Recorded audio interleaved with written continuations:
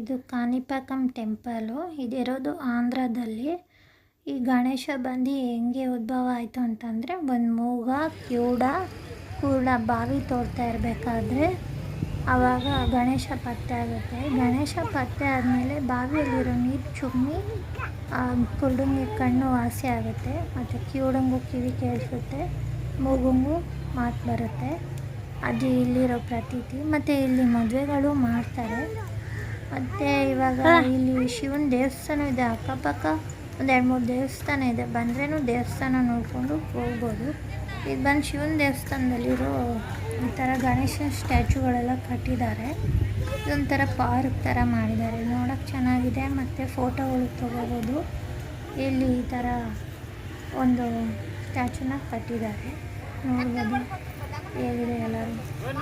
ಶಿವನ ವಿಗ್ರಹನಿದೆ, ಇಲ್ಲೊಂದು ಸ್ಟ್ಯಾಚು ಕಟ್ಟಿದ್ದಾರೆ, ಅಲ್ಲಿ ಫೋಟೋ ಎಲ್ಲ ತೆಗಿತಾ ಇದ್ದಾರೆ.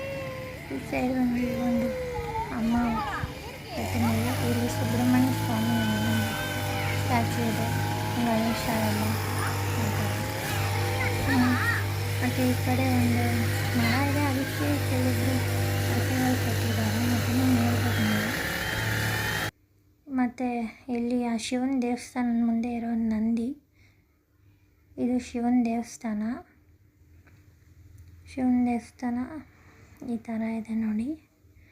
ಇವಾಗ ದೇವಸ್ಥಾನಕ್ಕೆ ಹೋದ್ಮೇಲೆ ಶಾಪಿಂಗು ಇದೆ, ನಾವು ಹೋಗಿ ಶಾಪಿಂಗ್ ಮಾಡಿಕೊಂಡು ಬರ್ಬೋದು. ಈ ಥರ ಇಲ್ಲಿ ಈ ಥರ ಇದೆ ನೋಡಿ ಶಾಪಿಂಗು ಏನೇನು ಇದೆ ಅಂತ.